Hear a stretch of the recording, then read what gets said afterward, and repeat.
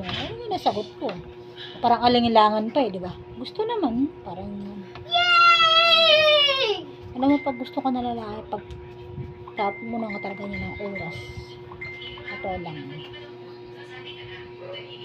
Nasama ko. Laki ng gastos niya sa akin. Magjowa pa lang kami. Sa load lang, unlimited na ako araw-araw niyan. Years. Siya nag-load, saka hindi na ako nag-load ng sarili kong pera. Tapos nagkatrabaho ako sa mall. Uwi ko alas 9 ng gabi. Ano yan? Pupunta yun sa trabaho ko. Tapos, bibigyan niya ako ng pera. Lagi na ako inopera ng pera. Sabi niya, huwag ka na magtrabaho kayo ako mapagod ka eh. Bakit? Gusto ko ikaw ang maging asawa ko. Ganun ba?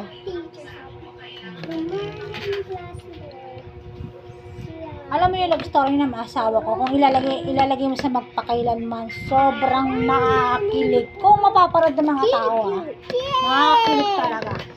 Kasi,